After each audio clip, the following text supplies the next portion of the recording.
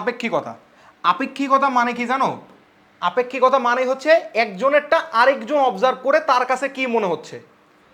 তুমি আমাকে এই অবস্থায় মোটা দেখতেছো, কারণ কি? কারণ তুমি নিশ্চয়ই এভারেজ চিকন। কিন্তু এখন যদি একটা সুমো পালোয়ান আমাকে দেখে, সুমো পালোয়ান মানে বুঝো তো, দেখছো না?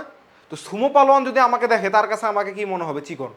তাহলে আমি মানুষটা কি চেঞ্জ হয়েছি? না। তুমি দেখতেছো তুমি চিকন হিসেবে, এই কলমটা চিকন, এই কলমের সাপেক্ষে আমি মোটা, কিন্তু এই বোর্ডটার সাপেক্ষে কি আমি মোটা? বোর্ডের সাপেক্ষে কিন্তু আমি বেশ চিকন। আমি মানুষটা একই আছি, অবজারভার চেঞ্জ হয়ে যাচ্ছে। কার রেসপেক্টে বলতেছি, কার সাপেক্ষে বলতেছি, সেটা চেঞ্জ হয়ে গেছে। যখন আমি বলবো কলমের সাপেক্ষে, তখন আমি মোটা। যখন বলবো বোর্ডের সাপেক্ষে, তখন আমি চিকন। তাহলে আমি চেঞ্জ হচ্ছি না, কিন্তু আমার পার্সপেক্টিভটা চেঞ্জ হওয়ার কারণে আমার সাইজ চেঞ্জ হয়ে যাচ্ছে। কেউ আমাকে মোটা বলতেছে, কেউ বলতেছে চিকন। এইটাই হচ্ছে আপেক্ষিকতা। কার আপেক্ষিকতা? আমার আপেক্ষিকতা। কার সাপেক্ষে? প্রথমবার কলমের সাপেক্ষে আমার আপেক্ষিকতা কেমন? মোটা। দ্বিতীয়বার বোর্ডের সাপেক্ষে আমার আপেক্ষিকতা কেমন? চিকন। আমার আপেক্ষিক সাইজ কেমন? চিকন। বুঝতে পারছি? আচ্ছা, তাহলে আপেক্ষিকতার ফিজিক্যাল সিগনিফিকেন্স হচ্ছে সহজ কথায় মনে হওয়া। এই মনে হওয়া জিনিসটা দিয়ে যদি আমরা বুঝতে চাই, তাহলে দুনিয়ার সব কিছু সহজ হয়ে যাবে। এখন এটা কি কি বিষয়ের ক্ষেত্রে ঘটে?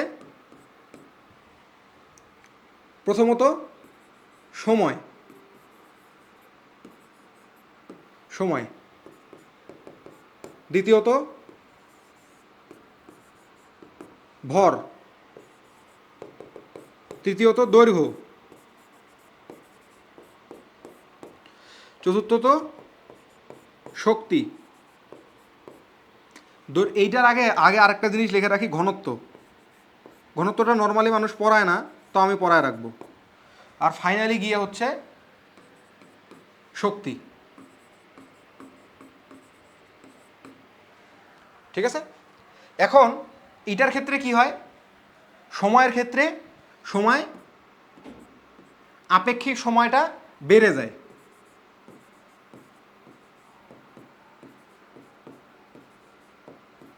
বেড়ে যায়, যার কারণে আমরা টপিকটাকে বলি কাল দীর্ঘায়ন। ভরটা বেড়ে যায়, যার কারণে আমরা বলে ফেলি এটাকে ভর বৃদ্ধি।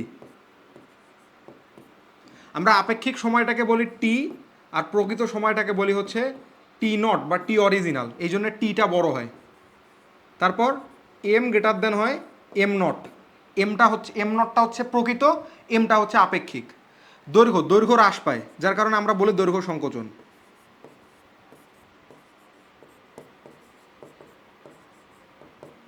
দৈর্ঘ্য হ্রাস পায়, তাই L less than L not. ঘনত্ব কি হয় আর শক্তি কি হয়, এটা তোমরা নিজেরও অবজার্ভ করে খেয়াল বের করবা। তো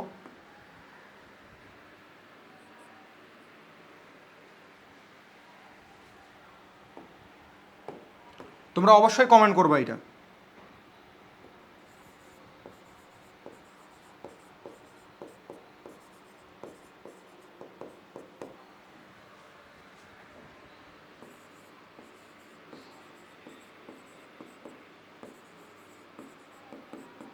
কমেন্ট করো। সঠিক হলে 100 টাকা পুরস্কার।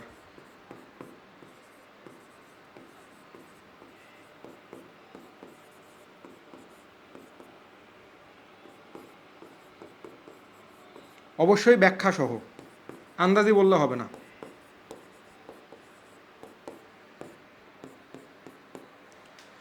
সঠিক হলে 100 টাকা পুরস্কার দেবো সর্বপ্রথম কমেন্টকারী, এবং উত্তরটা ব্যাখ্যা সহ দিতে হবে।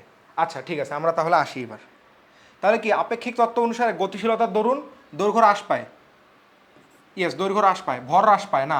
সময় সংকুচিত হয় না। দৈর্ঘ্য বৃদ্ধি পায় না। তা আচ্ছা, এবার আমরা একটু সূত্রগুলো পড়ে আসি, কারণ সূত্রগুলো আমাদের লাগবে। তো সর্বপ্রথম আমরা যেটা দেখব সেটা হচ্ছে কাল দীর্ঘায়ন বা টাইম ডায়ালেশন বলে।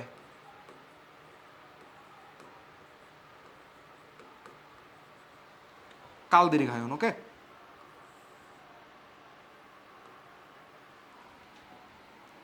কাল দীর্ঘায়নের ফর্মুলাটা কি? T equal to T zero বা টি নট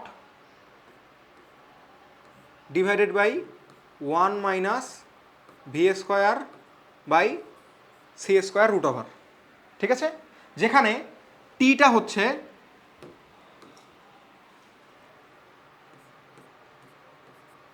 টি হচ্ছে গতিশীল পর্যবেক্ষকের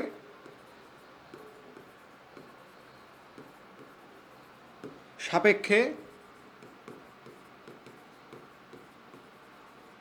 সময় সময় টি নটটা কি? স্থির পর্যবেক্ষকের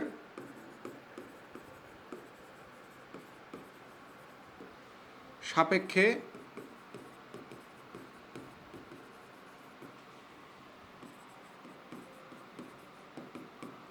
সময়।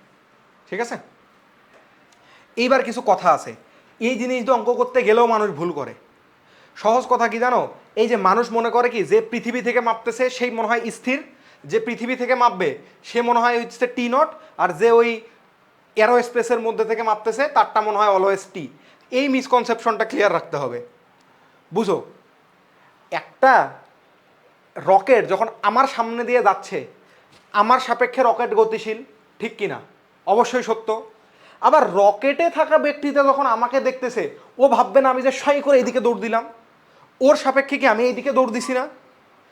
আমার সাপেক্ষে যদি রকেট এইদিকে যায়, সাই করে চলে গেল, তাহলে রকেটে থাকা ব্যক্তিটা যখন আমাকে দেখবে তখন এইদিকে এরকম করে যাইতে দেখবে কিনা? অবশ্যই দেখবে।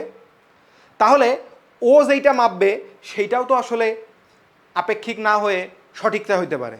কেন? কারণ ও যদি আমার মুভমেন্ট দেখে, ও যদি আমার মুভমেন্ট মেজার করে, তাহলে সেটা হবে আপেক্ষিক। আর ও যদি নিজের মুভমেন্ট মাপে, সেটা হচ্ছে তার প্রকৃত। এটা বুঝো, খুব ইম্পর্টেন্ট। কেউ যদি নিজের মুভমেন্ট নিজে অবজার্ভ করে, সেটাই হচ্ছে তার প্রকৃত। কেউ যদি নিজে অন্য আরেকজনের মুভমেন্ট অবজার্ভ করতে চায়, সেটাই হচ্ছে আপেক্ষিক। এই জিনিসটা যদি বুঝে যাও, আর একটা অঙ্কে, একটা সিঙ্গেল অঙ্কে যদি ঝামেলা হয়েছে, আমার নামটা পাল্টায় রেখো।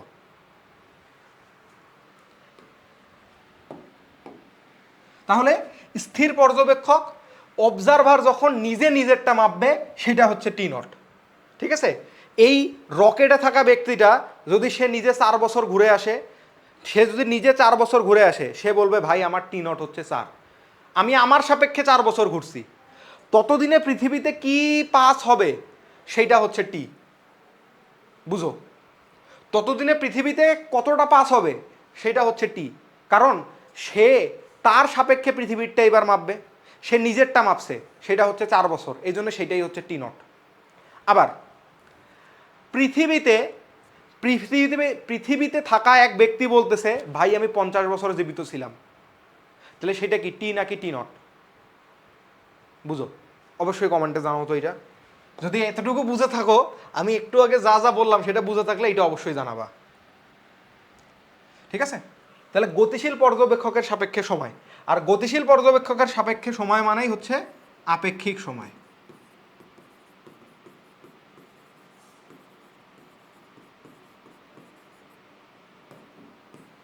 আর এইটা হচ্ছে প্রকৃত সময়।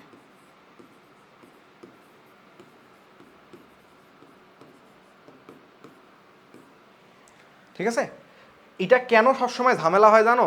কারণ এই রকেটে থাকা ব্যক্তিটা বলতেছে আমি 4 বছর বাঁচছি, সেইটাকে আমি বলতেছি টি নট। কিন্তু তোমরা দেখতেছো আরে ভাই এটা তো স্থির পর্যবেক্ষকের সাপেক্ষে, কিন্তু ও তো গতিশীল, তাহলে স্থির হইলো কেমনে? আরে বাবা, ও নিজে নিজেরটা মাপতেছে, নিজে নিজেরটা মাপতেছে, তাহলে ওর অবজারভারকে, অবজারভার ও নিজে স্থির না?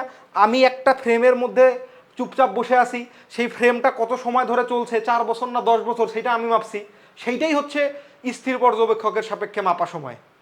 পৃথিবীর মানুষ যদি দেখে আমি 4 বছর বাঁচছি, সেটা কিন্তু আসলে স্থির পর্যবেক্ষকের সাপেক্ষে না, কারণ পৃথিবীর সাপেক্ষে আমিই গতিশীল, পৃথিবীর সাপেক্ষে আমি গতিশীল, তাইলে সে যখন আমারটা মাপবে সেটা কি কখনো স্থির পর্যবেক্ষকের সাপেক্ষে মাপা হইলো?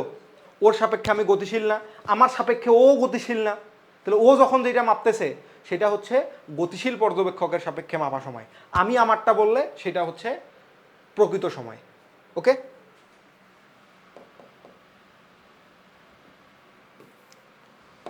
এবার একটা কথা, সময় কোনটা বাড়ে, কোন ফ্রেমে সময় বাড়ে, খুবই মানে এর মতো কনফিউজিং কোশ্চেন দুনিয়াতে আর নাই।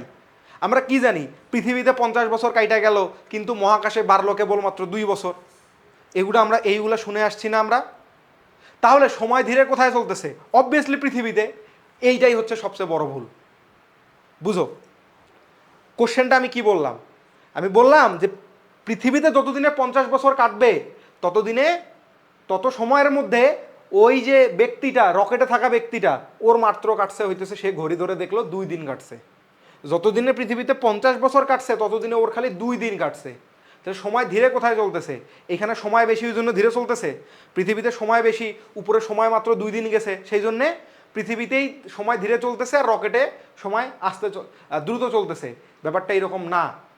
সময় দ্রুত কোথায় চলতেছে? পৃথিবীতে। যেখানে সময় বেশি সেইখানে সময় দ্রুত চলতেছে। বুঝো, পরীক্ষার হলে যখন তুমি ঢুকো তখন তোমার কাছে কি মনে হয়? এই যে খাতারে লেখা শুরু করলাম আর টাইম ফটফট করে চলে গেল। অথচ পরীক্ষার হলে যখন জাস্ট 20 মিনিট আগে ঢুকো তখন ওই 20 মিনিট কিন্তু কাটতেই চায় না। কি মনে হয়? আরে কেবলমাত্র দেখি 1 মিনিট বন্ধু বান্ধবের সাথে কথা বললাম, কি পড়ছিস তুই রে? সবাই তো আইরানি করে ভাই, কিচ্ছু করি নাই। হ্যাঁ, কিন্তু পরীক্ষার হলে দেখা যায় ফেল শুধু আমি করি, এই নাকি? তো তো তখন কিন্তু তোমার কাছে মনে হয় যে সময় আসলে কাটতেই চাইতেছে না। তখন কি বলো? আরে ভাই সময়টা কাটে না কেন? আর পরীক্ষার হলে একটা কোশ্চেন দিল, লেখা শুরু করলা, করতে করতে দেখলো 40 মিনিট নাই। আবার আরেকটা ওইটা কোশ্চেন শেষ করে দ্রুত শেষ করে আরেকটা শুরু করলে, দেখতে দেখতে আরও 40 মিনিট নাই। তারপরে শেষে গিয়ে এখনও 2টা সৃজনশীল লেখা বাকি। তারপরে ততক্ষণে আবার দেখা যাচ্ছে যে একটা 15 মিনিট থাকার যে একটা ওয়ার্নিং বেল দেয়, ওয়ার্নিং বেল দিয়ে দিছে। তো তোমাদের জন্য বাংলার সৃজনশীল কিভাবে লিখতে হবে, ফিজিক্স বায়োলজি এগুলো সৃজনশীল কিভাবে লিখতে হবে এফিসিয়েন্টলি, এবং কিভাবে প্রত্যেকটার মধ্যে অ্যাটলিস্ট 10-এর মধ্যে 9 তোলা যাবে, সেইগুলো নিয়েও ভিডিও আসবে, চিন্তা করো না। যেটা বলতেছিলাম সেটা হচ্ছে সময় যেখানে বেশি কেটে গেছে ওই জায়গায় সময় দ্রুত চলতেছে। আর সময় আমার মাত্র কাটছে 2 দিন, মানে পৃথিবীতে একেবারে দিন দুনিয়া উদ্ধার হয়ে গেছে, ডায়নাসর ধ্বংস হয়ে গেছে, অথচ আমার ঘড়িতে কাটছে মাত্র 2 দিন। তাহলে সময় কোথায় ধীরে চললো? ওই যে রকেটে সময় ধীরে চলতেছে। তার মানে মহাশূন্যে, মহাকাশে বা গতিশীল পর্যবেক্ষকের সাপেক্ষে সময় কি হয়েছে? ধীরে কাটছে। ঠিক আছে? বা যে রকেটে আছে তার সাপেক্ষে সময় ধীরে কাটছে। ক্লিয়ার এটা? তারপরে আসো দৈর্ঘ্য সংকোচন। কাল দীর্ঘায়ন তো গেল।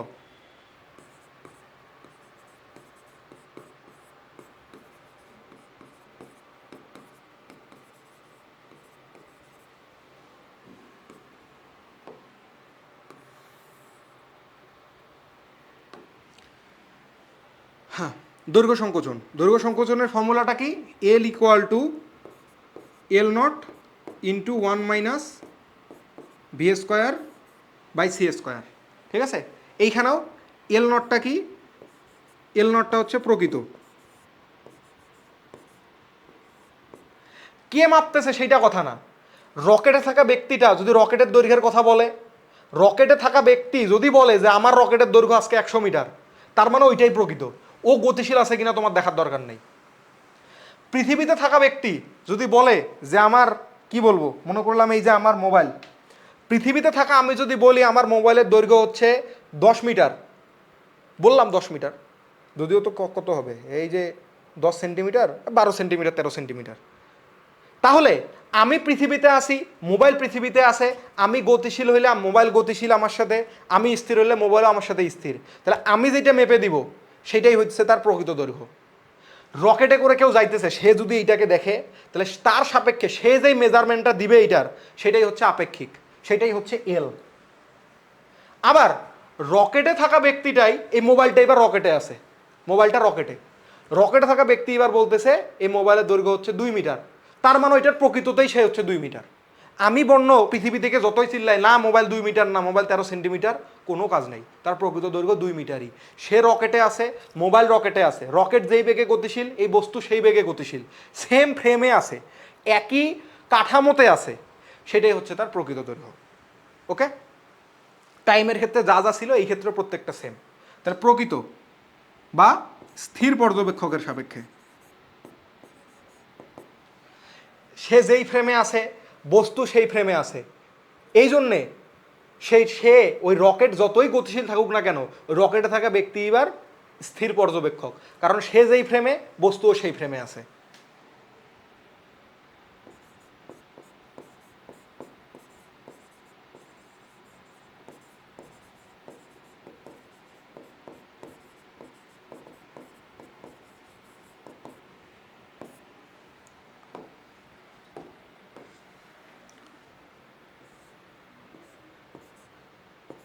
আর এলটা হচ্ছে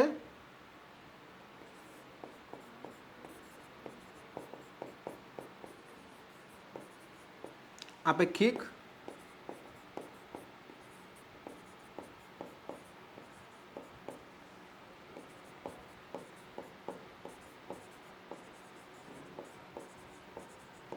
পর্যবেক্ষকের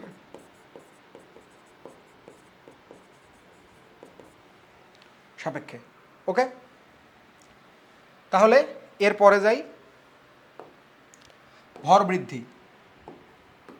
কাল দীর্ঘায়ন, দৈর্ঘ্য সংকোচন, ভর বৃদ্ধি।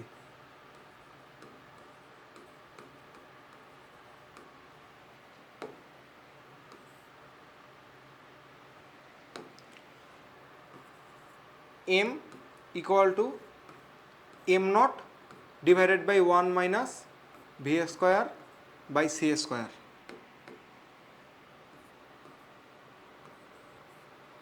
ঠিক আছে, এমটা কি?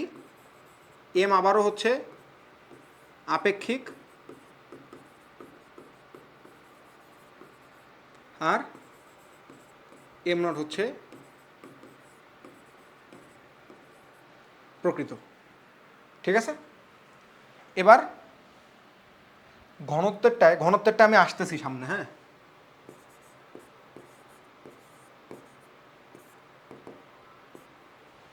আসো, ঘনত্বের ক্ষেত্রে ফর্মুলাটা হচ্ছে rho equal to rho not divided by 1 minus V square by C square. কেন এরকম হচ্ছে এটা দেখাবো কি?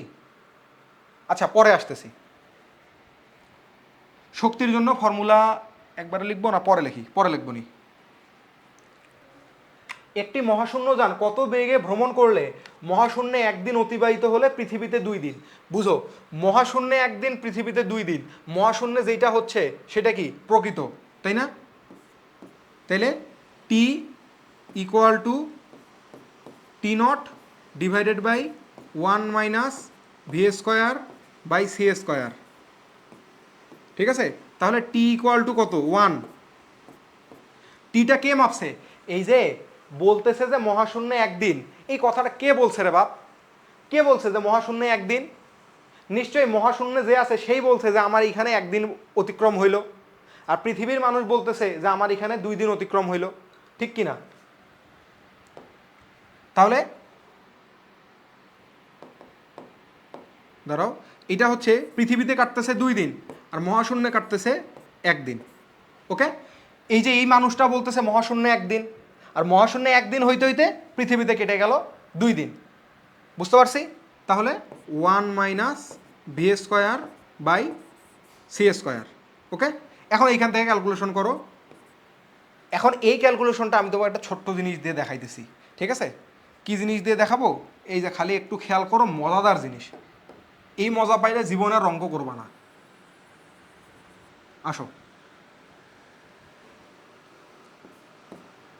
T equal to T naught divided by 1 minus V square by C square root over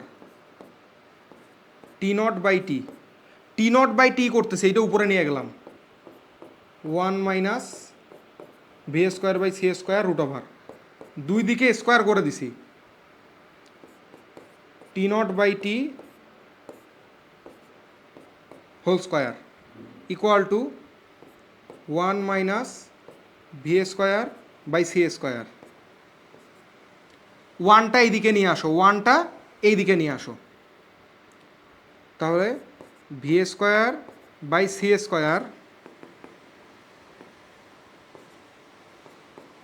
equal to 1 minus t not by T whole square, বা v equal to হচ্ছে 1 minus t not by T whole square root over into C.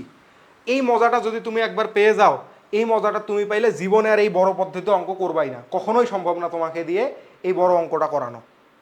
ঠিক আছে, তাহলে মজা কেমনে পাবা? এইখানে খালি মানটা বসাও, এই জায়গায় খালি মানটা বসাও।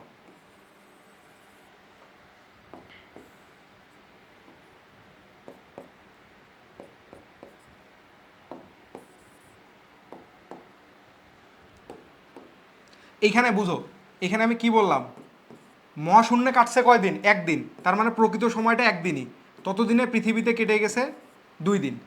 ঠিক আছে, তাহলে আসো টি নট বাই টি অনুপাতটা কত? 1/2।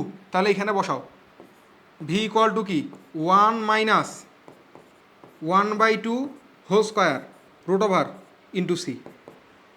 তার মানে এটা কত আসতেছে? 1 - 1/4 রুট ওভার ইন্টু সি বা √3/2 ইন্টু সি। এই জিনিস বুঝতে হবে যে √3/2 কেমনে হয়েছে। লসাগু 4, 4 - 1 মানে 3, তাহলে উপরে রুট যাচ্ছে, তার মানে 3-এর উপরে রুট গেলে হচ্ছে √3, 4 আছে নিচে, 4-এর উপরে রুট যাচ্ছে মানে 2। এখন শুধু মানটা বসায় দাও, √3/2 হচ্ছে 0.86 ইন্টু সি মানে 3 ইন্টু 10⁸। তাহলে উত্তর কত আসতেছে? 2.59 into 10⁸।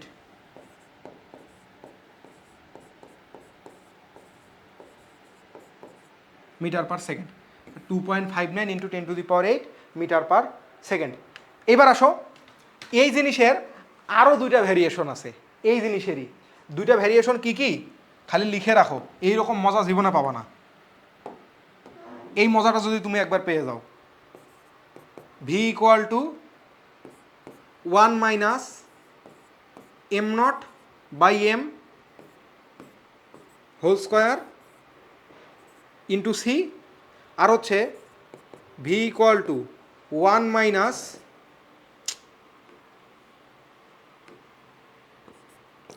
L/L0 whole square into C. যদি এতেও মনে রাখতে কষ্ট হয়, খালি এইটা মনে রাখবা, ভি ইকুয়াল টু 1 - ছোট বাই বড় whole square root over into c. এখন যদি বলে এইটা আমি মনে রাখবো না, তাইলে কপালে ডান্ডা। কোনো রকেটের গতিশীল দৈর্ঘ্য এর স্থির দৈর্ঘ্যের অনুপাত হচ্ছে 1/3। বুঝো 1/3, আর কিছু দেখবো আমরা? আর কিচ্ছু দেখবো না। V equal to 1 - 1/3 whole square root over into C equal to, এটা আসবে কত? 9 - 8। ক্যালকুলেটারে করবা ভাই, মুখে মুখে আমি করতেছি, দুনিয়া সবার জন্য না। তোমার হাতে ক্যালকুলেটর আছে, এইটুক তো ক্যালকুলেটরে তুমি টিপতেই পারবা, তাই না? আমার কাছে মুখে মুখে একটু ফাস্ট হয় এই জন্যে। তাহলে 9 রেখে 8 মানে 8, তার মানে 2√2/3 গুণন 3 গুণন 10⁸। তাহলে আসতেছে 2√2, 2√2 মানে 2 ইন্টু 1.41, ঠিক আছে, ইন্টু 10⁸। তাহলে এটা হচ্ছে 2.82 গুণন 10⁸ মিটার পার সেকেন্ড। 2.82, 8 আছে তো, তার মানে 83 ধরছে আর কি, 8 আছে, 2.83। ঠিক আছে, তাহলে এর পরেরটায় আসো। 100 মিটার বাহু বিশিষ্ট একটি বর্গাকার মাঠের দৈর্ঘ্য বরাবর একটি নভোযান, এত ডিগ্রিটা হবে না, ডিগ্রিটা একটু ভুল উঠে গেছে।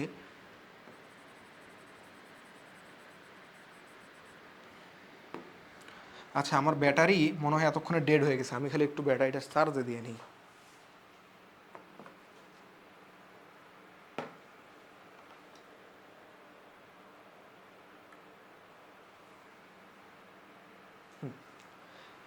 একশো মিটার বর্গাকার বাহু বিশিষ্ট একটু গেলে ক্ষেত্রফল কত পরিমাপ করবে? আচ্ছা দেখো, এই হচ্ছে মনে করো আমাদের বর্গাকার বাহুটা। বুঝো একটা ব্যাপার কি জানো, ব্যাপারটা হচ্ছে একটা রকেট যখন কেবল দৈর্ঘ্য বরাবর গতিশীল, বুঝো এই জিনিসটা ইম্পর্টেন্ট, এটা একটা কনসেপ্ট, হ্যাঁ, কনসেপ্টটা ভালো করে বোঝার চেষ্টা করো। অনেক মজার ঠাট্টা হয়েছে। যখন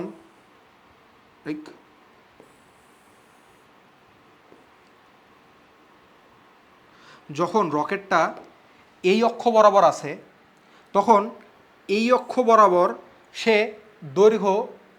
দৈর্ঘ্যটার কোনো চেঞ্জই পরিমাপ করতে পারবে না, দৈর্ঘ্যের চেঞ্জ পরিমাপ করতেই পারবে না। বুঝো, আমি যাচ্ছি এই বরাবর, আমার কাছে এর উপাংশটা আমার দৈর্ঘ্য বরাবর কত, 0 না? বুঝো, এর উপাংশটা এই যে আমি যাচ্ছি এই বরাবর, এই জিনিসের উপাংশ একটা আছে না? বুঝো, এই যে এই চিরুনিটার একটা উপাংশ, আমি যাচ্ছি এই বরাবর, এই জিনিসটা কোথায় আছে? এই দিকে। এই যে এই জিনিসটা কোথায় আছে? আমি যাচ্ছি এই দিকে, এইটা আছে এই দিকে। এই যে দেখো, আমি যাচ্ছি এই দিকে, এইটা আছে এই দিকে। আমি মনে করবো যে ওর দৈর্ঘ্যটাই 0, আমার কাছে মনে হবে যে ভাই ওর দৈর্ঘ্যই তো 0, আর কমবে কি? দ্যাটস ওয়াই এ শুধু এর একটা ডাইমেনশনকে কমায় পরিমাপ করবে, কারণ দৈর্ঘ্য সে যখন দ্রুত চলে যাচ্ছে, এই একটা ডাইমেনশনকে তার কাছে কম মনে হবে।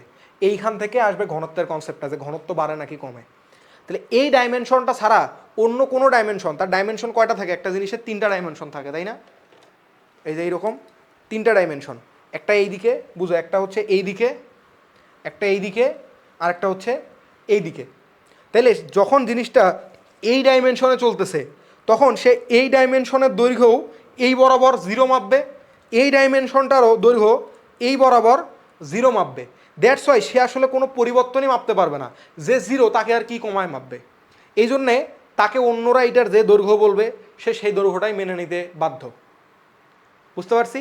এই জন্যই এই ক্ষেত্রফলটা যখন সে পরিমাপ করবে, তখন ক্ষেত্রফল পরিমাপের ক্ষেত্রে এই বরাবর সে আসলে কোনো কিছুই কম মাপবে না। এই বরাবর সে যতটা মাপতেছিল, এই বরাবর যতটা দৈর্ঘ্য ছিল, সে সেইটাকেই রিয়েল হিসেবে কাউন্ট করবে। ওকে, সে আসলে এই দিক বরাবর যে জিনিসটা আছে তার কোনো কমতি খেয়ালই করবে না। ওকে, তাহলে এই জিনিসটা কত? 100 মিটার বাহু বিশিষ্ট, তার মানে এইটা ছিল কত? 100 মিটার। এইটা 100 মিটারই থাকবে, এইটা বললাম আমি ওয়াই, আর এইটা বলতেছি এক্স নট ইকুয়াল টু হচ্ছে 100 মিটার। সে মাপবে কত? সে মাপবে হচ্ছে এক্সটা। আর এক্সটা কী হবে বলো তো? X equal to x not into root over 1 minus V square by C square. X নটটা কত? 100 ইন্টু রুট ওভার কত? 0.9c, তার মানে 1 minus 0.9c whole square by C square, তার মানে 100 ইন্টু 1 মাইনাস 0.9 স্কোয়ার। এখন বাকিটা ক্যালকুলেটারে করো, আর দরকার নেই, বহু করছি। 100 রুট ওভার 1 মাইনাস 0.9 স্কোয়ার, তাহলে এইটা মাপতেছে 43.58 588 মিটার। তাহলে এখন এরিয়াটা কত মাপবে? Area equal to X Y, আর এক্স ওয়াইটা মাপবে হচ্ছে এক্স ইন্টু ওয়াই নট, যেহেতু ওয়াই আর ওয়াই নট ইকুয়াল, ওয়াই আর ওয়াই নটটা ইকুয়াল। তাহলে এই বরাবর আসতেছে আমাদের 43.588 ইন্টু 100, তাহলে এটা মাপতেছে কত? 4358.8 মিটার স্কোয়ার। ঠিক আছে, তাহলে 4358.8, এটাই হচ্ছে 43, এইটাই ধরছে 59।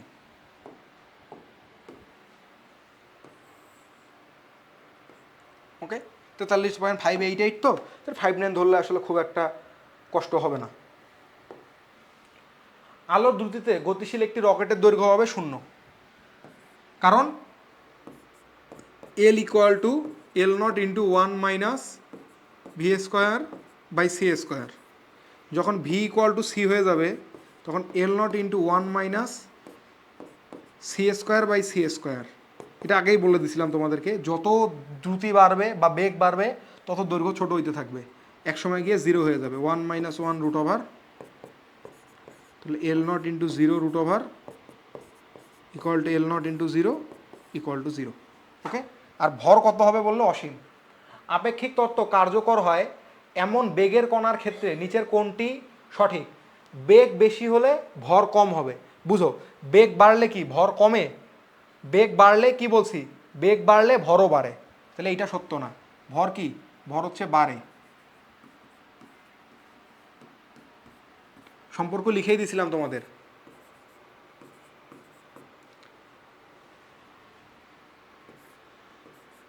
বেগ যদি ইনক্রিজ হয় এটা রেজাল্ট হিসেবে ভর বাড়বে, এটা রেজাল্ট হিসেবে দৈর্ঘ্য কমবে, এটা রেজাল্ট হিসেবে সময় বাড়বে। আবার বেগ যদি কমে, বেগ কমলে এইটার রেজাল্ট হিসেবে ভর কমবে, বেগ কমলে দৈর্ঘ্য বাড়বে, বেগ কমলে সময় কমবে। ওকে, তাহলে বেগ কম হলে ভর বেশি হবে না, বেগ বেশি হলে ভর বেশি হবে। ইয়েস, বেগ কম হলে ভর কম হবে না, এগুলা ভুল। তাহলে ওকে, তাহলে আমাদের এটা ক্লিয়ার। তারপরে যাই আমি আপেক্ষিকতার ক্ষেত্রে প্রযোজ্য কোনটি। তাহলে ওই যে বেগ বেশি ভর কম, বেগ কম, ভর কম বেগ বেশি সম্ভব না, ভর বেশি বেগ কম সম্ভব না, ভর বেশি বেগ বেশি সত্য তো, ভর কম বেগ কম এটাও তো সত্য, দুটোই সত্য। ওকে, সমস্যা নাই তো। আপেক্ষিকতার ক্ষেত্রে প্রযোজ্য, ভর কমলে বেগ কমবে, ভর বেশি হলে বেগ বেশি হবে, সত্য, দুইটাই সত্য।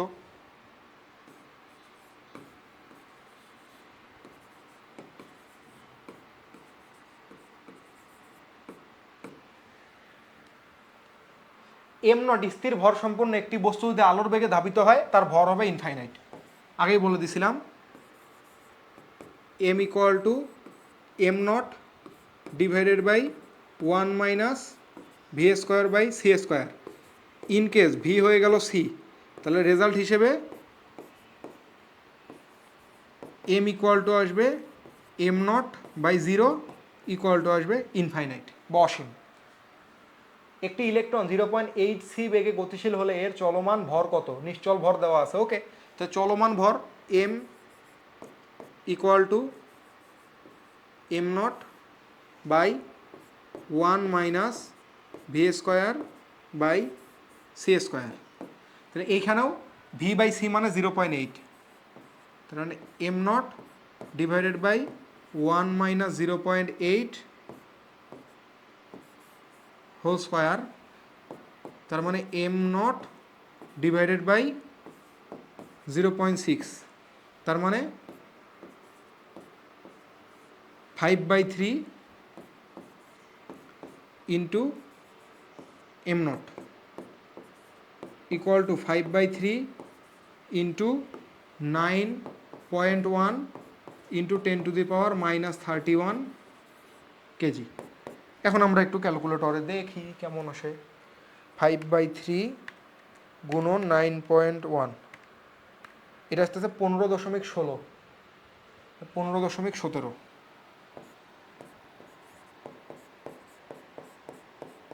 10⁻³ কেজি। ওকে, তাহলে শেষ সোনার বাংলাদেশ। না রে ভাই, বহু অঙ্ক বাকি আছে। এম নট স্থির ভরের কণার গতিশীল ভর এম, কণাটি যদি স্থির অবস্থার শক্তির 3 গুণ, তাহলে নিচের কোন সম্পর্কটি সঠিক? তাহলে আসো আমরা এখন শক্তির আপেক্ষিকতা পড়ে আসি। কি পড়বো এখন? শক্তির আপেক্ষিকতা।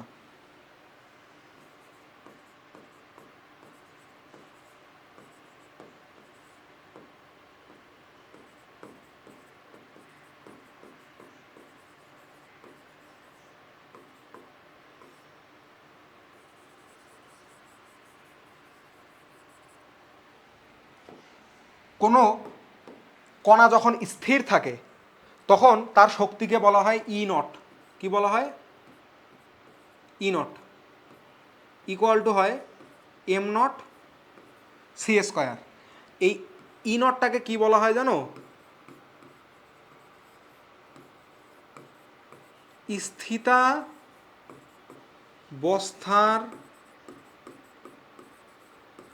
শক্তি বা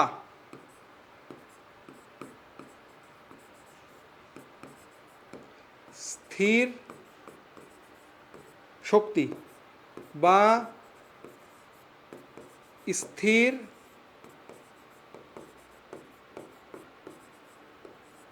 ভর শক্তি বা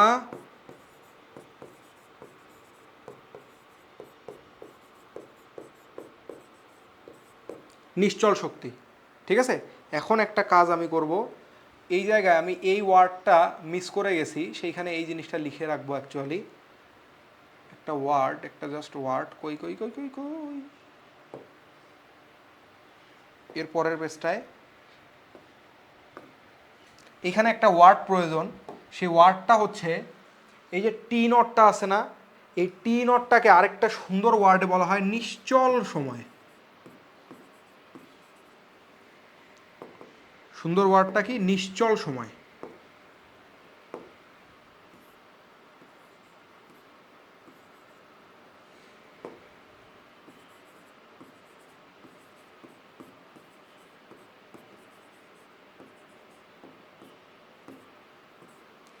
আর এইটা তো গতিশীল সময়, বুঝতেই পারতেছ। এই এল নটটাকে বলা হয় নিশ্চল দৈর্ঘ্য।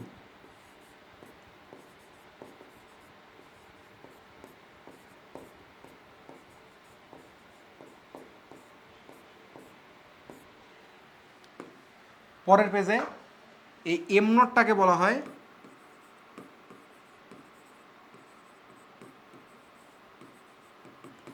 নিশ্চল ভর। এই জিনিসটা নিয়ে আমার খুব কনফিউশন হইতো, যে আমি ছোটবেলায় বুঝতাম যে এম নটটা হচ্ছে নিশ্চল ভর, তাহলে আবার রকেটে থাকা বস্তুর ভরকে যখন বলতেছে 5 কেজি, রকেটে থাকা বস্তুর ভর রকেটে থাকা ব্যক্তি বলতেছে 5 কেজি, তো রকেটও গতিশীল, ব্যক্তিও গতিশীল, তার মানে আমার সাপেক্ষে তো ও গতিশীল, তাহলে ওইটা আবার নিশ্চল হয় কেমনে? তো এই কনফিউশন আমাকে বহু গবেষণা করে ক্লিয়ার করতে হয়েছে, সেটা তোমাদেরকে বলে দিচ্ছি। সেটা হচ্ছে অবজারভার স্থির, অবজারভার যেখানে আছে সেই একই কাঠামোতে বস্তুও আছে, সেই অবস্থায় যদি ওই ব্যক্তি বলে যে ওই বস্তুর ভর 5 কেজি, ওইটাই হচ্ছে নিশ্চল ভর বা ওইটাই হচ্ছে তার প্রকৃত ভর। ঠিক আছে, অবজারভার এবং বস্তু দুইটাই পৃথিবীতে আছে। আমি পৃথিবীতে টুপ করে দাঁড়ায় আছি, এই বস্তুও পৃথিবীতে চুপ করে বসে আছে বা আমার হাতে আছে। তাহলে আমি যদি বলি এর ভর হচ্ছে 10 গ্রাম, তাহলে এইটাই হচ্ছে এর প্রকৃত ভর। এবার আমি দৌড়াইতেছি, এও দৌড়াইতেছে, এই অবস্থায় যদি আমি এর ভর যদি বলি 10 গ্রাম, তাহলে ওইটাই 10 গ্রাম। ওকে,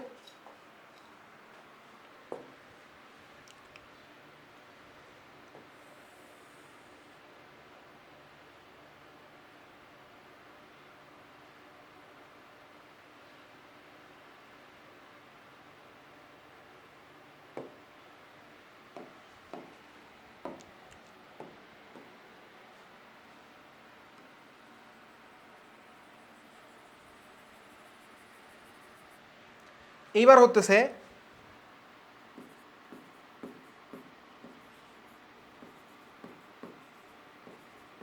গতিশীল অবস্থায়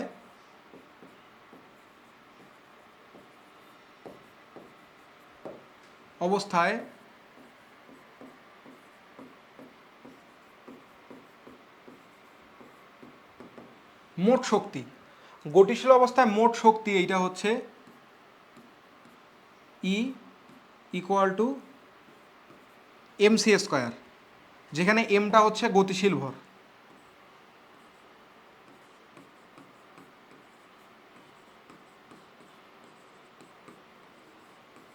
আর সম্পর্কটা হচ্ছে M equal to am not divided by 1 - v²/c², what we have learn previously.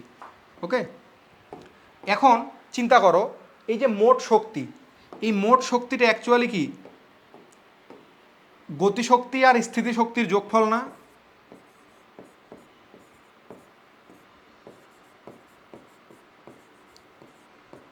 মোট শক্তি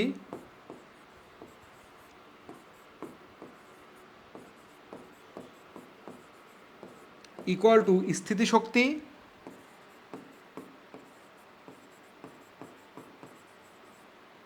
প্লাস গতিশক্তি, তাই তো নাকি? তাহলে মোট শক্তি কত? mc²। স্থিতিশক্তি কত? m0 c²। গতিশক্তিকে আমরা যদি কাইনেটিক এনার্জি ই কে বলে দেই, তাহলে এই ইকুয়েশন থেকে ই কে ইকুয়াল টু কি আসতেছে, m minus am not into C square. এটা মনে রাখতে হবে আমাদের, ঠিক আছে। এখানে আর হাফ এম ভি স্কোয়ার আনবো না, e equal to M minus am not into C square, এইটাই হচ্ছে তার গতিশক্তি, ঠিক আছে।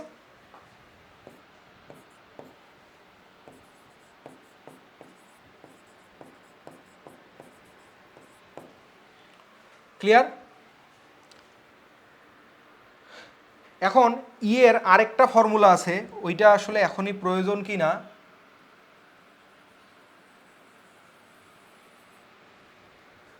আচ্ছা, এই গতিশীল অবস্থার মোট শক্তিকে আরেকটা নাম দেওয়া হয় আপেক্ষিক শক্তি।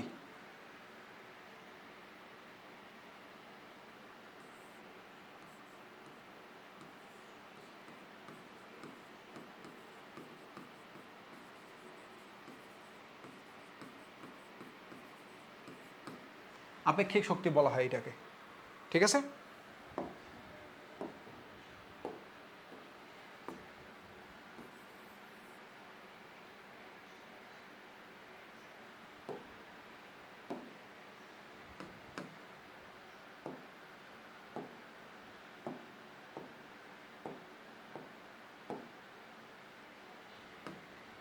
এবারে আপেক্ষিক শক্তির আরেকটা সূত্র আছে, সেটা হচ্ছে E equal to P square C square plus M naught square C to the power 4। এইটা দিয়ে 2021 সালে ঢাকা ভার্সিটিতে কোশ্চেন আসছে, 2022 সালে কোশ্চেন আসে, 2023 সালে ওই টাইপ থেকে একটা কোশ্চেন দিছে, তাহলেই বুঝো। ঢাকা ভার্সিটিতে 2.5টা মার্ক, ফিজিক্সের রিটেনে থাকেই ভাই 10টা মার্ক, 4টা কোশ্চেন থাকে। 2021-এ দিছে, 2022-এ দিছে, 2023-এ ওই টাইপের দিছে, তাহলে বুঝতেছে ইম্পর্টেন্সটা। কিন্তু এইটা একাডেমিকে মানুষ পড়ে না, কেউ পড়ায়ও না, ঠিক আছে। যেখানে পিটা কি, পি হচ্ছে গতিশীল অবস্থায় ভরবেগ,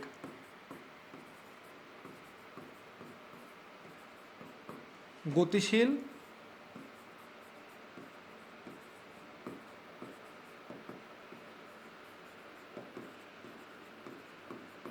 অবস্থায় ভরবেগ, পি ইকুয়াল টু কি এমসি, সরি এমভি, মানে am not divided by 1 minus V square by C square root over into হচ্ছে তার ভি, এই জিনিসটা হচ্ছে পি। সি তো আলোর বেগ, এম নট আর সি এগুলো তো বুঝতেইছো, এগুলো নিয়ে তো কনফিউশন নাই আশা করি। তাহলে এটা ক্লিয়ার নাকি? এই ইটা এখানে কি আপেক্ষিক শক্তি, এই ইটাই সেম জিনিস, এইটাও যা এইটাও তা। এম নট স্থির ভরের কোনো কণার গতিশীল ভর এম, কণার গতিশক্তি স্থির অবস্থার শক্তির 3 গুণ, তাহলে গতিশক্তি বুঝো,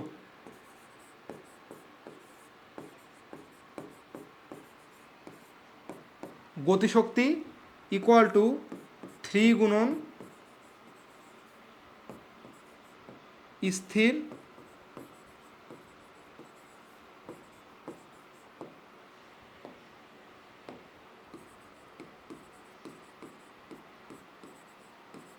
অবস্থার শক্তি।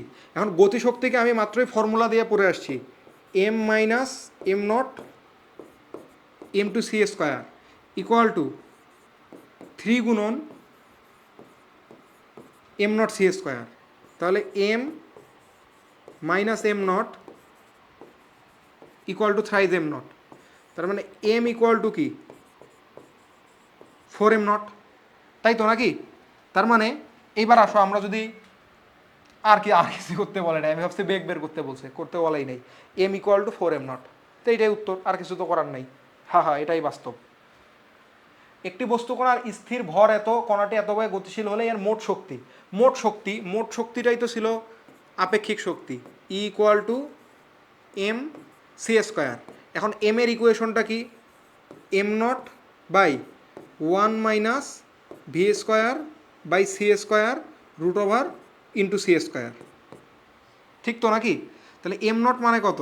9.1 গুণন 10⁻31, ঠিক তো? Divided by 1 minus V square by C square, মানে এটা সরাসরি আসবে 0.98-এর উপরে whole square into C square মানে হচ্ছে 3 গুণন 10⁸ হোল স্কোয়ার, এটা আসবে জুল এককে। এরপরেও একটা নতুন জিনিস শিখাবো আমি, একটু ওই ক্যালকুলেশনটা করতে দাও। 9.1 গুণন 10⁻31 divided by √1 minus 0.98 whole square গুণন 9 গুণন 10⁻16, 4.11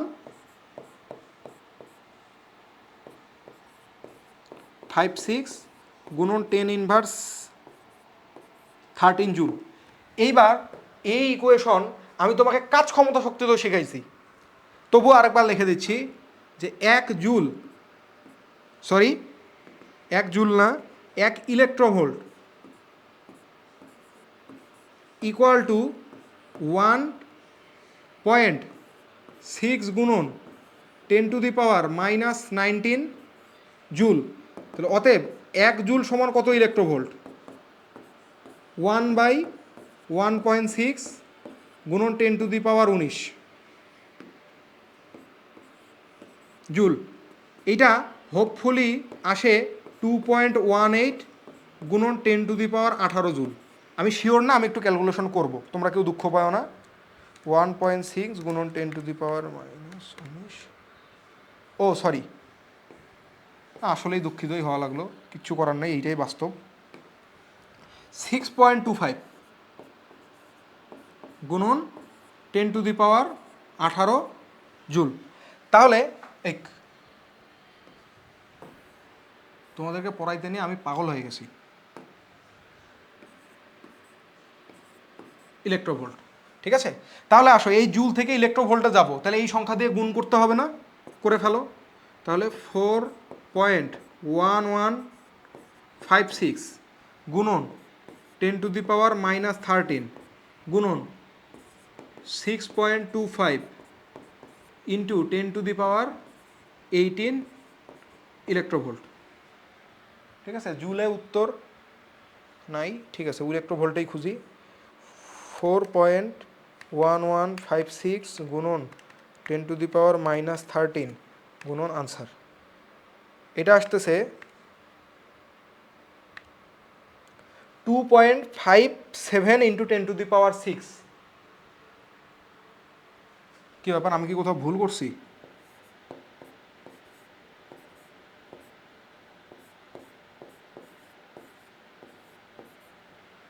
ভুল তো করার কথা না, দাঁড়াও আমি একটু চেক করি। হ্যাঁ,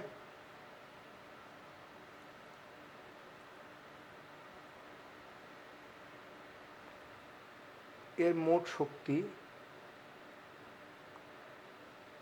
এটা সঠিক উত্তর নাই, ঠিকই তো আছে, এটার সঠিক উত্তর নাই, বোনাস মার্ক।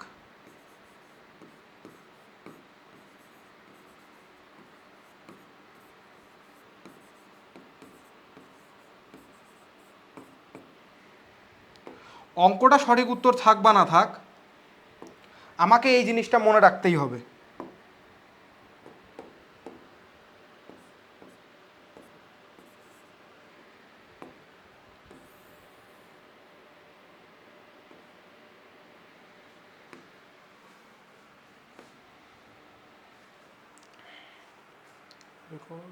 আচ্ছা, কোন কণার মোট শক্তি নিশ্চল অবস্থার শক্তির দ্বিগুণ হলে কণাটির বেগ কত? আচ্ছা, ভালো কোশ্চেন। কোন কণার মোট শক্তি, তার মানে M C square equal to 2 into M naught C square, তার মানে M equal to twice M naught. এবার বেগের জন্য শর্টকাট বলছিলাম, শর্টকাট না রে ভাই, এগুলা যতই পাবলিক চিল্লায় ফেনা উঠাক মুখে যে এগুলা শর্টকাট না, এগুলো অবজারভেশন। তুমি বের করছো, আমি বলে দিছি, আমি না বললেও তুমি বের করতে এটা, ঠিক আছে? তুমি একটু অলস জন্য বের করো নাই, যারা একটু অলস কম তারা ঠিকই বের করছে, এটাই পার্থক্য। কিন্তু তুমি যে এটা বের করতে পারবা না, এটা বের করতে হলে তো তোমাকে পিএইচডি করে আসতে হবে, এমন কিছুই না। তুমি চেষ্টা করলে এইটার কি 2 লাইনের ক্যালকুলেশন, এই ক্যালকুলেশন তুমি ক্লাস 4-5 থেকে শিখতেছো, যে কিভাবে এই কোণারটা ওই কোণায় আনতে হয়, কিভাবে দুই দিকে বর্গ করতে হয়, এগুলো ক্লাস 6-এই শিখছো। ঠিক আছে, এগুলো যে যতই ভাবনা শর্টকাট বলে, এগুলো হচ্ছে দিন দুনিয়ার যত আজাইরা কাহিনী। তাহলে আসো 1 মাইনাস ছোটো ভাই বড় বলছিলাম, তাহলে এই যে হাফ করে দাও, হাফের উপর স্কোয়ার করে দাও। আলটিমেটলি এই জিনিসটার ক্যালকুলেশন এতক্ষণে আমার সাথে সাথে তোমাদেরও পারা উচিত। এইটা আসবে √3/2 ইন্টু সি। তাহলে আসো √3/2 ইন্টু সি। আশা করি কারো সমস্যা নাই আর। একটি প্রোটনের গতিশক্তি হলে এর ভরবেগ কত? ঠিক আছে, এইটা একটা ভালো কোশ্চেন। এই কোশ্চেনটার জন্য আমাকে আবার ওই আগের ইনফরমেশনের কাছে যাইতে হবে। প্রোটনের গতিশক্তি বলছে, বুঝো, প্রোটনের গতিশক্তি বলছে m0 c²। আচ্ছা, গতিশক্তির সূত্র আমরা কি জানি? আসো এটাই বলে দেওয়া আছে, এটা ইকুয়াল টু হচ্ছে কাইনেটিক এনার্জি। ঠিক আছে, তাহলে m0 c² ইকুয়াল টু কত? m minus m0 c²। তার মানে m0 c² equal two m minus m0। তাহলে m ইকুয়াল টু কত? Twice m0। ঠিক তো নাকি? এখন ভরবেগটা চাইছে, ভরবেগের জন্য তোমার কি দরকার? সিটা দরকার না? তাহলে v equal to 1 minus v²/c² root over into C equal to 1 minus, রেশিওটা দেখো, হাফের রেশিও না?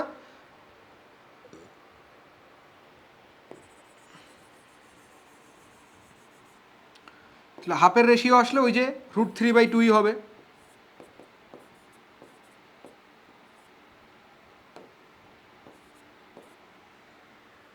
এখন এর ভরবেগটা চাইছে, তাহলে আসো ভরবেগ কত? p equal to mv। m এর মান কত?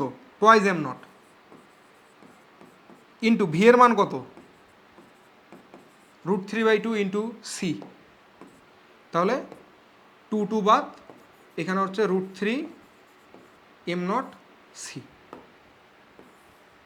আশা করি ক্লিয়ার। এইটা কোনো সমস্যা আছে? এটা বুঝতে সমস্যা থাকার কথা না। বুঝো কি বললাম? গতিশক্তির মান তো আমরা জানি যে m-m0c², ওই মানটা বসাই দিছি, গিভেন মানের সাথে ইকুয়াল করে দিছি। তারপরে কি করছি? m আর m0 এর মধ্যে সম্পর্ক পাইছি, হাফের সম্পর্ক, 2 গুণের সম্পর্ক, হাফের সম্পর্ক। এগুলো থাকলেই তো √3/2 হইতো। আমরা কি বলছি? ছোট ভাই বড় করব। তুমি তাও চাইলে বড় করে আসতে পারো, দরকার নাই তো ভাই, এমসিকিউ করতেছি, কে তোমার খাতা ভর্তি করতে বলছে? তারপরে এমভি। এখন এম এর মান কত? যেহেতু গতিশীল এই জন্য নিছি এম, গতিশীল ভরটাই নিতে হবে, এর আগেও তো নিছিলাম। তাহলে টুয়াইস m0, এই যে এখানের সম্পর্কটাই বসায় ফেলছি। আর ভি এর মান তো পাপি জিনিস, √3/2 ইন্টু সি। এবার c/√3 বেগে চলমান একটি কণার মোট শক্তি। আচ্ছা, মোট শক্তি বের করব। মোট শক্তি ইকুয়াল টু কত? mc²। m মানে কি? m0 divided by 1 minus v²/c² root over into c² equal to m0 divided by v/c কত? বুঝো, v ইকুয়াল টু হচ্ছে c/√3। তার মানে v/c ইকুয়াল টু অবভিয়াসলি 1/√3। তার মানে v²/c² ইকুয়াল টু 1/3 না হয় অন্য কোনো উপায় আছে? তাহলে 1 মাইনাস 1/3 তার উপরে রুট ওভার ইন্টু c²।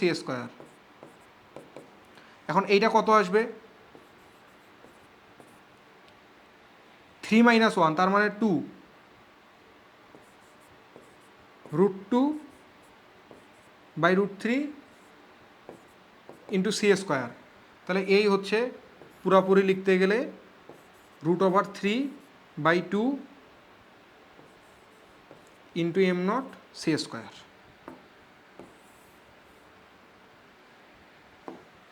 ঠিক আছে, √3/2 into m0 c², √3/2 m0 c²। আশা করি ঠিক আছে। হ্যাঁ, এটা ঢাকা বোর্ড 22, ঢাকা বোর্ড 24। আহারে কি মজা! ঢাকা বোর্ড 22, আরে বাবা আমার বোর্ড রে, আমি কি এটা আনসার করছিলাম? কি মজা, চরম মজা, তাই না? পরিচিত, নিজের পরিচিত জিনিস দেখলে সেই খুশি খুশি লাগে, তাই না? এই 1.6 ইন্টু 10⁶ ইলেকট্রন ভোল্ট গতিশক্তি সম্পন্ন একটি ইলেকট্রনের ভর কত? ভাই চরম ইম্পর্ট্যান্ট, এটা চরম ইম্পর্ট্যান্ট, 5 স্টার দিয়ে নাও।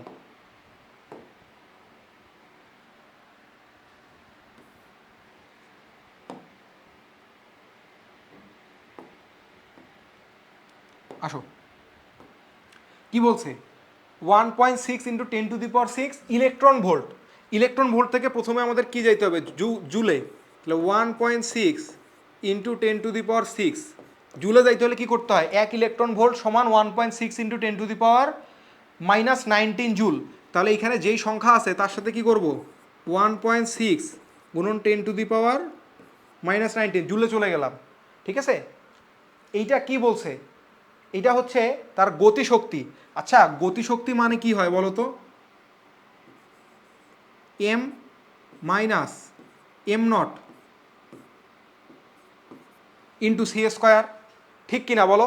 এটার মধ্যে ম্যাক্সিমামই আসলে ভুল দেখাবে, ম্যাক্সিমামই দেখেই এইটা আনসার করবে, কিন্তু এইটা আসলে ভুল। কেন ভুল? এখান থেকে বুঝতে পারবা।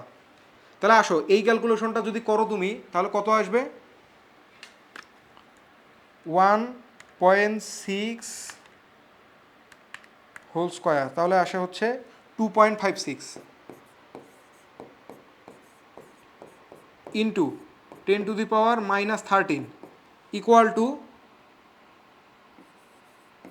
M minus am not into C square. তার মানে M minus M naught equal to কত? 2.56 into 10⁻⁻13 divided by C square, মানে 3 গুণন 10⁸ হোল স্কোয়ার।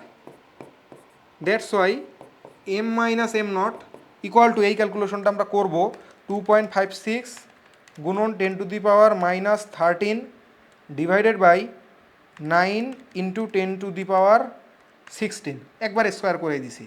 তাহলে আসে 2.84 ইন্টু 10⁻30। তাহলে এম ইকুয়াল টু কত আসে? 2.84 ইন্টু 10⁻⁻30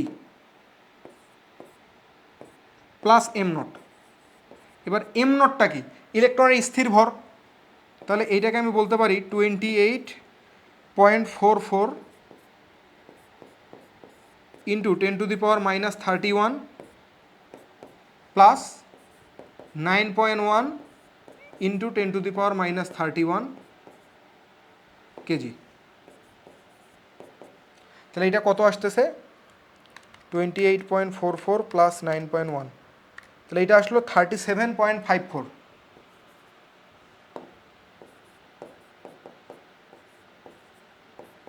গুণন 10⁻⁻31 কেজি। তাহলে 34.54 ইন্টু 10⁻⁻31 কেজি।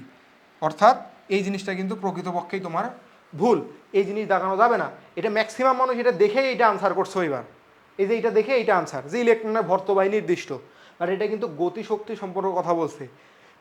তোমার নিউক্লিয়ার ফিজিক্সে আর এই মডার্ন ফিজিক্সে এই হাবিজাবি জিনিসের মানও ভাই তুমি ম্যাথমেটিক্যালি বের করবা। এই মুখস্থবিদ্যা সব জায়গায় মারাইতে গেলে কিন্তু এইটা অঙ্ক যায় একেবারে যাবে, ঠিক আছে?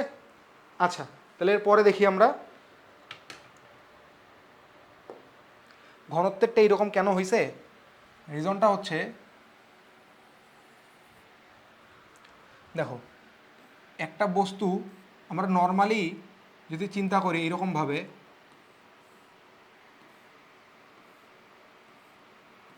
রকেটটা গতিশীল হচ্ছে তার একটা অক্ষ বরাবর, তাই না? একটা অক্ষ বরাবর, ঠিক তো নাকি? তাহলে আমরা এর যে রো এর কথা বলবো, রো ইকুয়াল টু কী হবে? M by V. আর রো নট ইকুয়াল টু কী ছিল? রো নট ইকুয়াল টু হবে M not by V naught. এবার এম নট বাই ভি নটের মধ্যে চিন্তা করো, এম নট বাই ভি নটের মধ্যে এ নট ছিল একটা, আর একটা ছিল লেন্থ এল নট। এখন পরবর্তী অবস্থায় এ নট আর এ দুইটা ইকুয়াল হয়ে যাবে, কারণ অন্য দুইটা ডাইমেনশন বরাবর এই যে এই ডাইমেনশনটা কিন্তু চেঞ্জ হচ্ছে না, এই ডাইমেনশনটা এ নট ইকুয়াল টু এই থেকে যাচ্ছে, এ নট আর এ ইকুয়াল এখানে, বুঝতে পারছি? এই ডাইমেনশনটা, এই যে এই ডাইমেনশনটা খেয়াল করো, এই যে এই ডাইমেনশনটা বা এই ডাইমেনশনটা, ঠিক আছে? এই ডাইমেনশনটার জন্য হচ্ছে A equal to A naught. তাহলে এইখান থেকে M V naught, M equal to কী বলা যাবে, M not by one minus V square by C square root over, আর ভি ইকুয়াল টু কী ছিল, এ ইন্টু এল, তাই না? এখন এল মানে কি, আবার এ মানে তো এ নটই, এটা নিয়ে কোনো সন্দেহ নাই। এলটা ছিল L naught into one minus V square by C square. তাহলে এইখানে হয়ে গেল কত, M not by one minus V square by C square root over, দুইটা মিলে হয়ে গেল এম নট, বুঝতে পারতেছো তো আশা করি, M not by A naught L naught into one minus V square by C square. এখন এইটাকে শুধু উপরে লিখো, তাহলে কী রাখা যাবে, M not by A naught L naught divided by one minus V square by C square. তো এইটা কত আসতেছে, rho not divided by one minus V square by C square.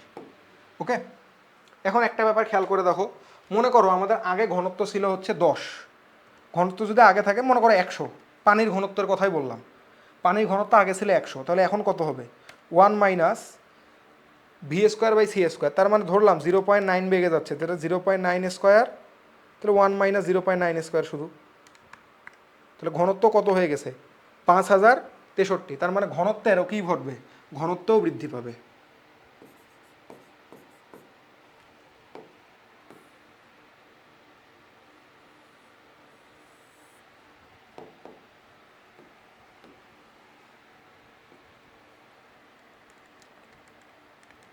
যদি 8 দেই তাহলে ঘনত্ব বৃদ্ধি, আর শক্তিও বৃদ্ধি পাবে, তোমাদেরকে কমেন্ট করতে বলছিলাম যদিও আমি, যাই হোক শক্তিও বৃদ্ধি পাবে। ওকে, তাহলে মনে করো এইখান থেকে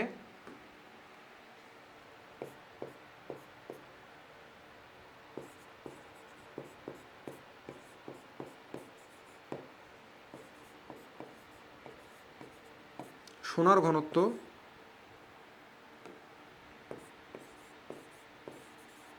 19,300 কেজি পার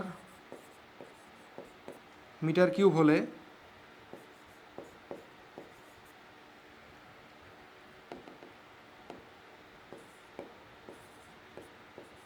0.85 সি বেগে চলমান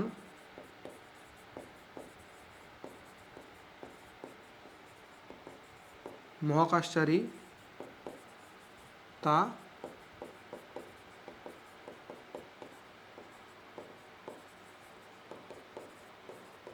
কত পরিমাপ করবে। ওকে, এটা তোমাদের হোমওয়ার্ক থাকবে।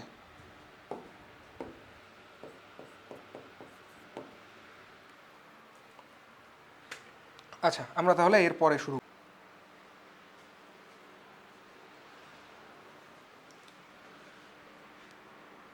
আচ্ছা, আমরা যে জিনিস নিয়ে আলোচনা করতেছিলাম সেটা হচ্ছে গ্যালিলিও রূপান্তর আর লরেন্জ রূপান্তর। যখন একটা স্থির প্রসঙ্গ কাঠামো আর একটা সমবেগে গতিশীল প্রসঙ্গ কাঠামো, দুইটাই কিন্তু প্রকৃতপক্ষে জড়ো, এদের মধ্যে যে কোনো ধরনের ট্রান্সফর্ম আমরা করব, তখন গ্যালিলিও রূপান্তর আর লরেন্জ রূপান্তর নিয়ে আমরা কথা বলি। সেটা হচ্ছে এ কীভাবে সরণ মাপবে, সেই সাপেক্ষে ও কীভাবে সরণ মাপবে, এ কি বেগের মেজারমেন্ট দিবে, ও কি বেগের মেজারমেন্ট দিবে, এ ত্বরণের কি মেজারমেন্ট দিবে, ও ত্বরণের কি মেজারমেন্ট দিবে, এই জিনিসগুলো আমরা দুইটা রূপান্তর থেকে দেখতে পাই, কিন্তু কেউ কারো চেয়ে কম সত্য না কিন্তু, ঠিক আছে? তো গ্যালিলিও রূপান্তরের জন্য আমাদের সরণ ত্বরণের দরকার নাই, বেগের যে রূপান্তর সেটা একদম পুরোপুরি একদম ওই যে আমরা আপেক্ষিক বেগে যেইগুলো পড়ে আসছি ফিজিক্স ফার্স্ট পেপারে ওইটাই। অর্থাৎ মনে করলাম যে এই বস্তুটা ভি এ বেগ নিয়ে সামনে যাচ্ছে, আর একটা বস্তু ভিবি বেগ নিয়ে সামনে যাচ্ছে।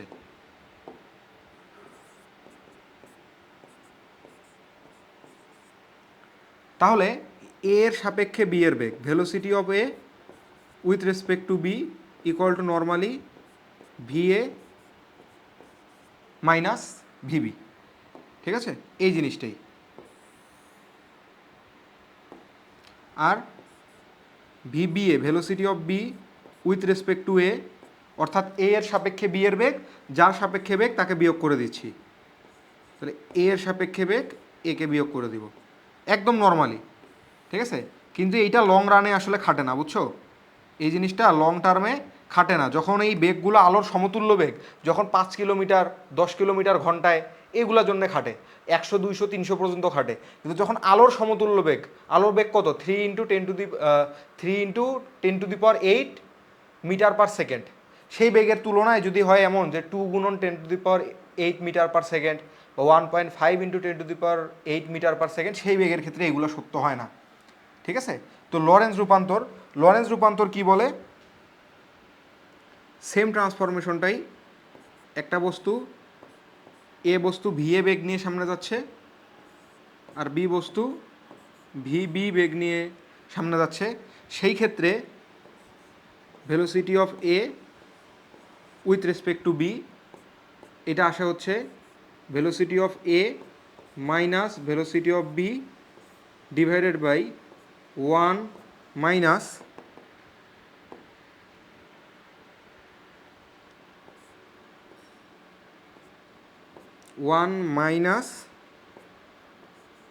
V A V B divided by C square. C কি? আলোর বেগ। আবার এইটাই যদি আমি লিখতে চাই velocity of B with respect to A, তখন হবে V B minus V A divided by 1 minus V A VB by C square.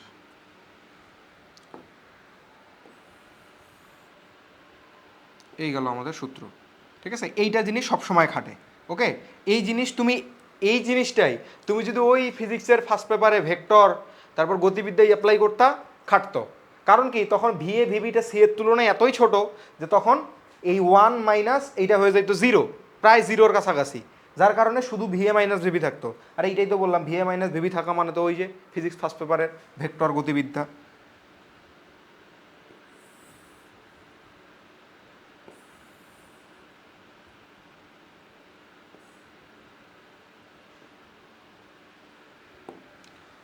ত্বরণ সরণ এগুলো লাগবে না।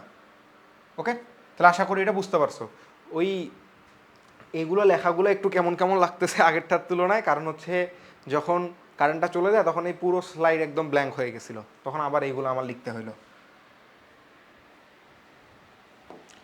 আর আরেকটা গুরুত্বপূর্ণ অবজারভেশন আছে, এখানে লিখে রাখছি, দুইটা আগেই লেখা ছিল। ফাইনালটা হচ্ছে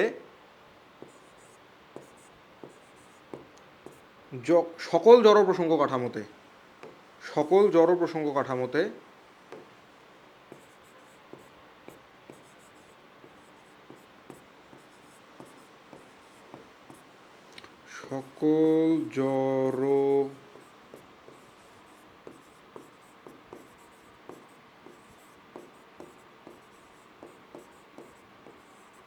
কাঠামোতে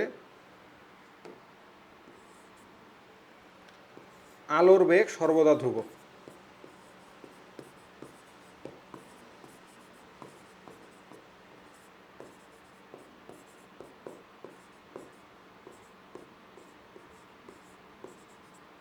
আর এই আলোর বেগ সি যে সর্বদা ধ্রুব, ওইটা প্রমাণের জন্য লরেন্স রূপান্তরটা আসছিল। তো যাদের বেসিক জানার, তারা আমার চ্যানেলে কিন্তু এই মডার্ন ফিজিক্সের উপরে আরও ক্লাস আছে, ওইখান থেকে ডেরিভেশন দেখে নিতে পারো। দরকার নেই, কোনো প্রয়োজন নেই, এগুলা টপিক না আমাদের আসলে। এগুলা আমাদের ক খ এর জন্য একটু ইম্পর্টেন্ট, আর ওই একটা অঙ্ক আমি জাস্ট করাবো ওইটার জন্য ইম্পর্টেন্ট। ওকে, এর বেশি আর দরকার নেই। আচ্ছা, তাহলে আমি যেই অঙ্কটা করাতে চাইলাম সেটা হচ্ছে, এটা পরে আসতেছি।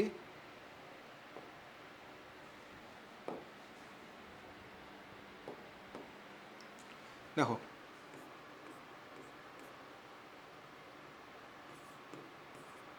জিরো পয়েন্ট সিক্স সি ও 0.6 সি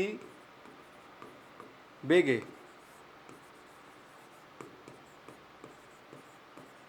একই দিকে চলমান বস্তুর ক্ষেত্রে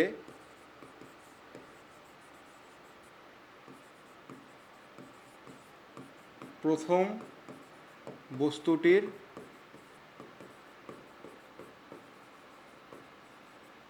আপেক্ষিক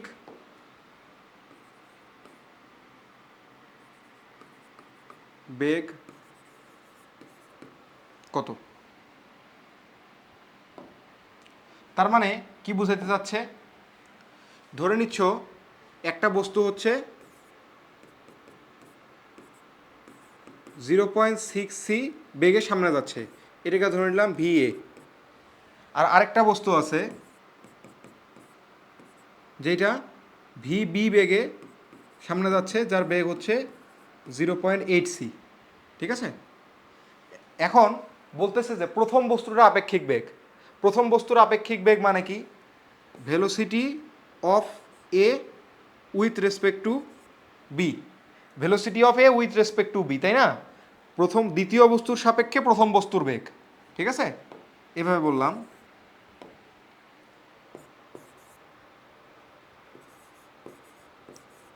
বি সেকেন্ড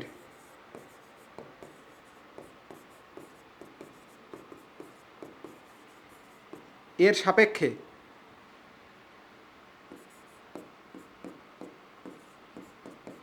এ ফার্স্ট এর বেগ। Velocity of A with respect to B equal to VA minus VB divided by 1 minus VA VB by C square. এখন মানগুলো বসাও। VA কত? VA হচ্ছে 0.6, তার মধ্যে 0.6 C minus 0.8 C divided by 1 minus 0.8 into 0.6, এখানেও আসবে C square by C square. তাহলে কত আসবে?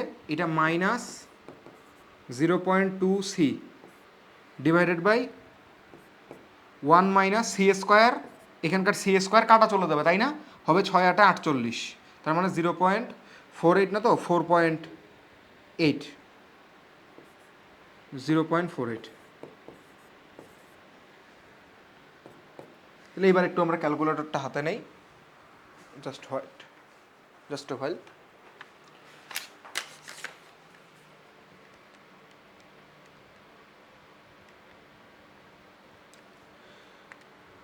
আচ্ছা, এটা ক্যালকুলেটর লাগে কি লাগে না তো? মাইনাস 0.2 সি ডিভাইডেড বাই 0.52, তাই না? তো 0.2 ডিভাইডেড বাই, এটা হচ্ছে 0.3846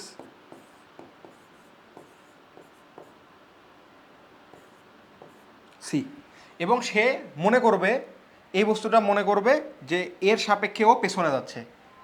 মানে দেখো কার বেগের কথা বলতেছি, এ এর বেগের কথা। কার সাপেক্ষে? এর সাপেক্ষে। অর্থাৎ এই বি এর অবজারভার মনে করবে যে এই এটা এই বেগ নিয়ে পেছনের দিকে যাইতেছে, ওর কাছে সেটা মনে হবে। এগুলোর অবজারভেশন তো আমরা গতিবিদ্যায় পড়ছি আসলে, গতিবিদ্যা, তারপর বলো নিউটনীয় বলবিদ্যা, তারপর হচ্ছে ভেক্টর, এখানে আপেক্ষিক বেগের কনসেপ্টগুলো আমরা জানি। বুঝতে পারছি তো? এটা নেগেটিভ হওয়ার রিজন এইটাই। নেগেটিভ মানে মনে হবে যে ও পেছনে যাচ্ছে, বি এর কাছে, এই যে এই ব্যক্তির কাছে মনে হবে যে এই বস্তুটা এই দিকে যাচ্ছে। ওকে, তাহলে এরপরে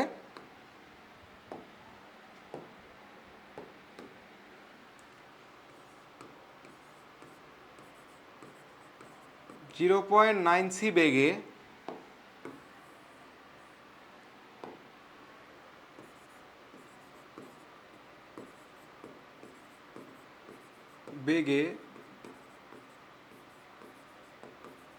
পরস্পরের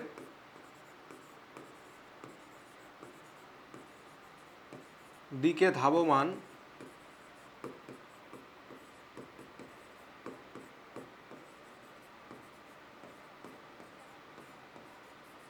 দুইটি ইলেকট্রনের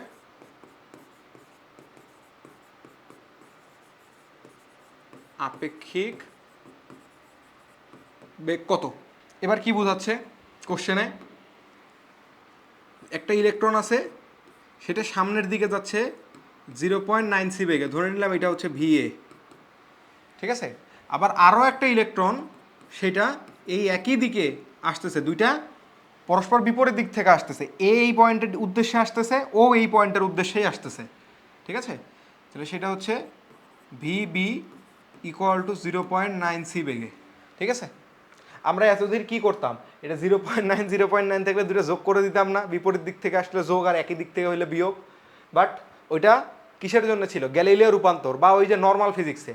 ওকে, তো আমরা এবার কি করব, velocity of A with respect to B, ঠিক আছে, কি হবে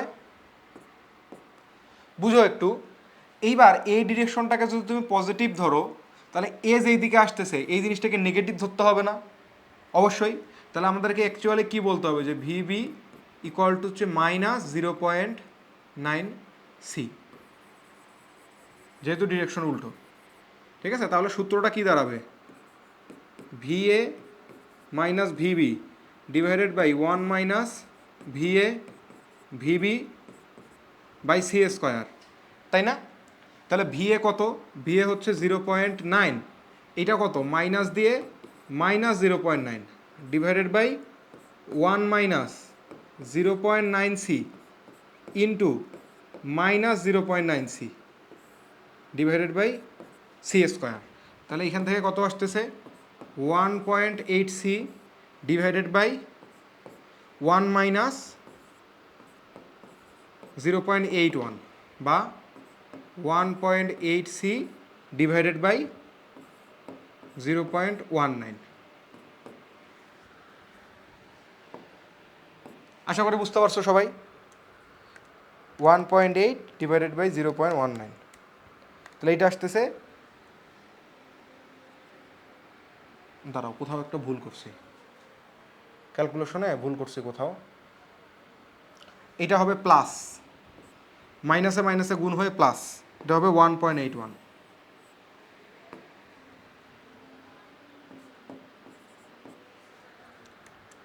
1.8 ডিভাইডেড বাই 1.81, তাহলে এটা আসতেছে 0.9945 সি। এইখানকার একটা গুরুত্বপূর্ণ অবজারভেশন হচ্ছে, দেখো দুইটা বস্তু প্রায় আলোর বেগে নিজেদের কাছাকাছি চলে আসতেছে, তবুও তাদের আপেক্ষিক বেগ আলোর বেগকে অতিক্রম করতেছে না।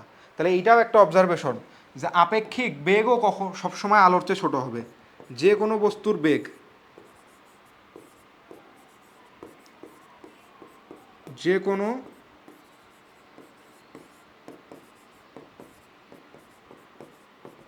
বস্তুর বেগ, ইভেন আপেক্ষিক বেগও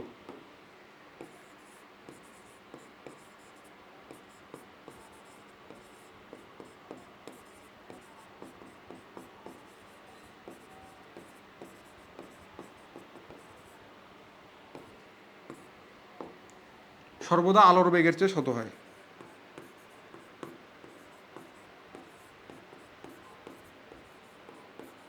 সর্বদা আলোর বেগের চেয়ে ছোট হয়। তার মানে কখনোই একটা বস্তু অপর বস্তুকে আলোর বেগের চেয়ে বেশি বেগে সামনের দিকে আসতে দেখতে পারবে না। এই আপেক্ষিক বেগ হওয়া মানে কি, এই যে ভি এ বিটা যে আমরা বের করলাম, এটার সিগনিফিকেন্স কি, যে ও আরেকজনকে কিভাবে আসতে দেখবে, সেটাই তো নাকি। এই জন্যই বললাম যে আপেক্ষিক বেগও কখনো আলোর বেগের চেয়ে বেশি হইতে পারবে না, যার কারণে এই বস্তুটা কখনোই এই বস্তুকে আলোর বেগের চেয়ে বেশি বেগে তার দিকে ধাবিত হইতে দেখবে না। ওকে, আশা করি ক্লিয়ার।